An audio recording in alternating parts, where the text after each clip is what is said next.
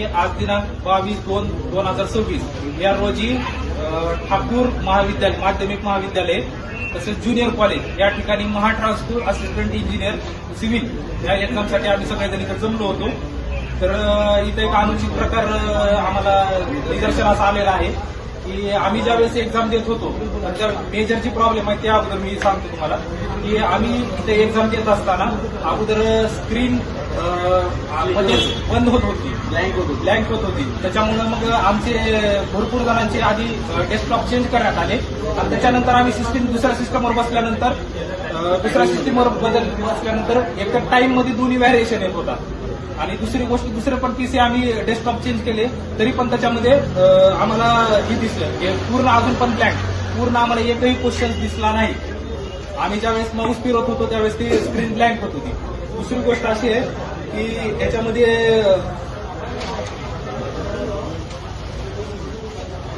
Entry करता असताना याचा स्किंग झालेली नाहीये एंट्री असताना.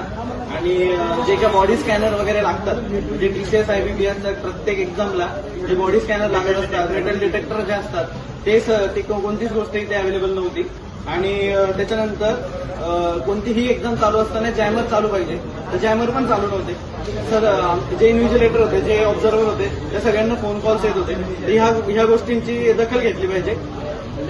या ठिकाणी आम्ही लॅब 2 तर जवळपास 50 मुलं आम्ही इथे एक्झाम देत होतो. तर तिथं कुठल्याही प्रकारचे आम्हाला कुठलाही एक्झामचा क्वेश्चन दिसलेला नाही. त्याच्यामुळे आम्हाला सगळी पूर्ण आमची परीक्षा फेल गेलेली आहे.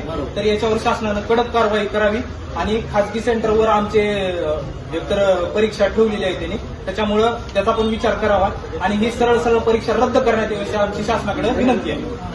तर आम्हाला कुठल्याही प्रकारचं पूर्णपणे यांचा बोंगळ कारभार या ठिकाणी दिसलेला आहे. आम्हाला कुठलाही डेस्कटॉप वगैरे काही चालू नाही, कुणीही रिस्पॉन्सिबिलिटी घ्यायला तयार नाही. टीसीएस आयपीएसचे कुठलेही ऑथराईज अधिकारी इथं आम्हाला दिसत नाही. कुठलीही रिस्पॉन्सिबिलिटी त्या शासनाची पूर्णपणे विनंती आहे की शासनानं आम्हाला योग्य कारवाई करायची पाहिजे. आणि याची आम्ही एक प्रत सगळ्या आता शासन माध्यमाला देणार आहे. यांची ओसी वगैरे सगळ्याची घेतलेल्या तर शासन माध्यमाला देणार आहे, याच्यावर योग्य ती कारवाई करण्यात येईल. आणि सदर परीक्षेत जे डेस्कटॉप ब्लिंक होत होते तर आमच्या ठिकाणी हा प्रकार घडलाय. पण आमचे जे मित्र मैत्रिणी आहेत जे पुण्यात अख्ख्या महाराष्ट्रात त्यांना मी कॉल करून विचारलं तर सेम परिस्थिती ते सुद्धा म्हणले की आमच्या लॅपटॉप डेस्कटॉप वगैरे हे ब्लिंक होत होते, मध्ये बंद होत होते. त्याच्यावरती त्यामुळे विद्यार्थ्यांचं परीक्षेवरती लक्ष नव्हतं, अजिबात लक्ष लागलं नाही, काही नाही. आणि परीक्षेचं खूप मोठं नुकसान झालेलं, विद्यार्थ्यांचं खूप मोठं नुकसान झालेलं आहे यामध्ये. आणि त्यांनी ते पुढे ऑथोराईज केलं नाही, काही नाही. ते गुपचूप तिथं